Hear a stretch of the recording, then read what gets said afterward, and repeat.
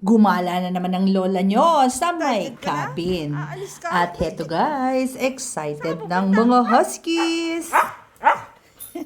Excited na sila. Medyo matagal-tagal na silang hindi umalis. Almost 2 years and a half. Tara guys! May iyak. Takot na takot maiwan. At ayan, nasa sasakyan na kami. Kasyang-kasya na kami dahil 3 na lang po ang huskies namin. At habang bumabiyahe, nakasilip si Artemis. Nandito po ito sa may Osave, dito po ito sa Bulacan. Hindi ko alam kung nasaan kami, isusulat ko na lang. Yan po yung entrance papasok po sa aming uupahan. Medyo iskinita po siyang papasok, pero hindi naman po mahirap mahanap ang lugar. At eto nasa loob na kami, nandun na, gumala na ang mga aso. Marami po palang mga fun activities ang nandito. May zipline sila, billiard, farm at kung ano-ano pa. Heto nga po pala ang kanilang reception area. Pagpasok ninyo, parking space, makikita nyo na siya. At nandun po yung mga cabin sa bandang loob. Marami rin po siya.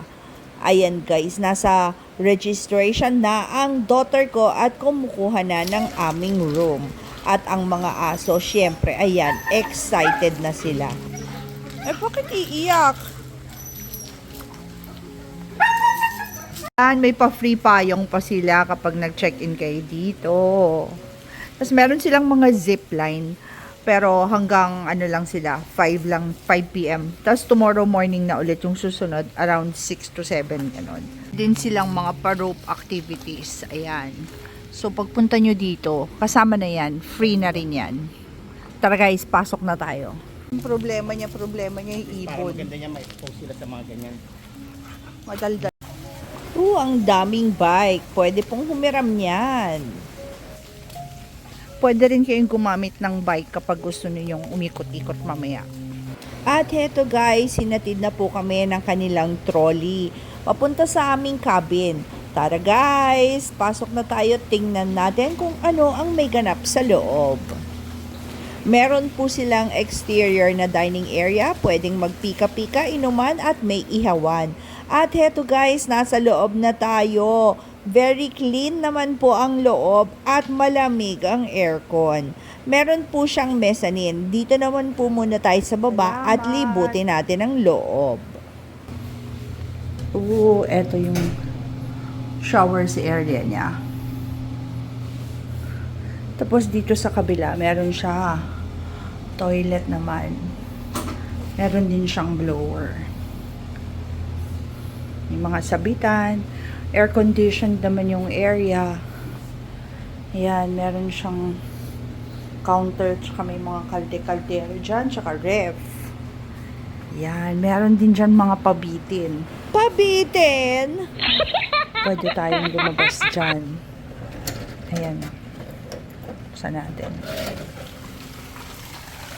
Ayan, meron siyang pa-pool. Pwede nyong pakawalan yung mga aso.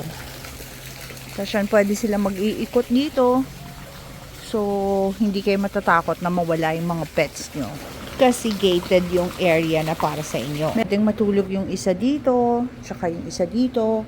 May kasama pa siyang pull-out bed. Ayan, 2.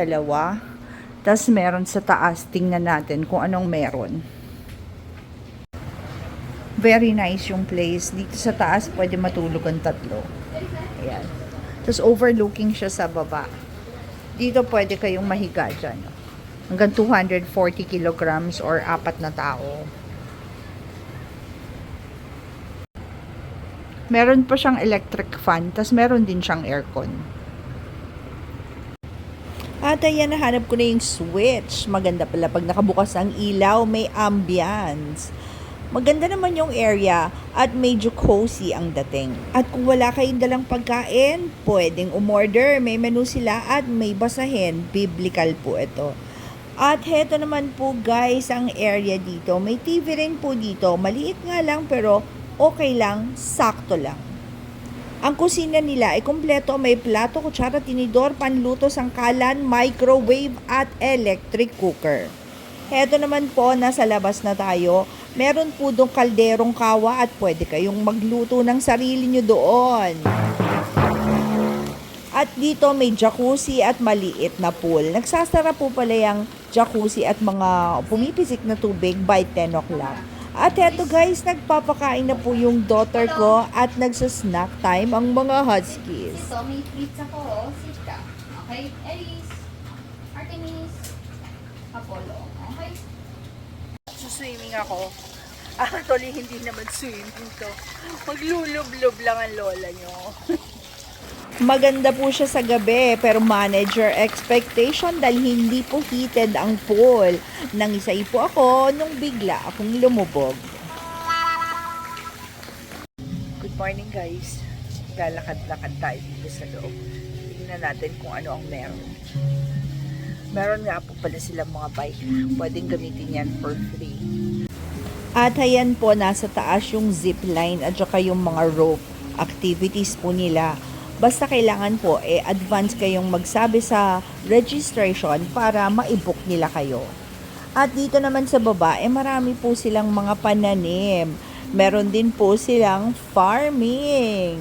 Nakakaaliw, may mga greenhouse sila doon. At dito marami rin tanim. Eto nga po pala ang kanilang reception area. Sa likod po, meron ganyan. Para siyang bar.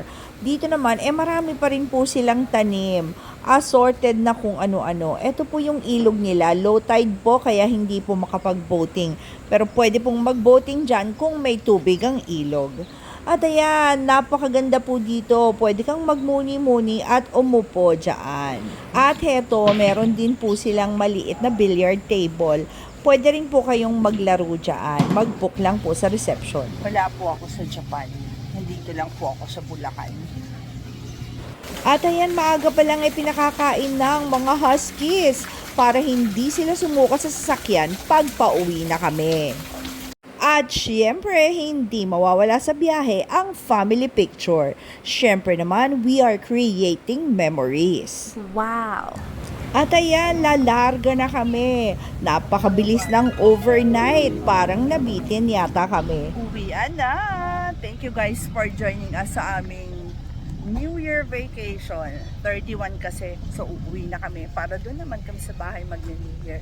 Thank you guys. More vlogging next year. Bye!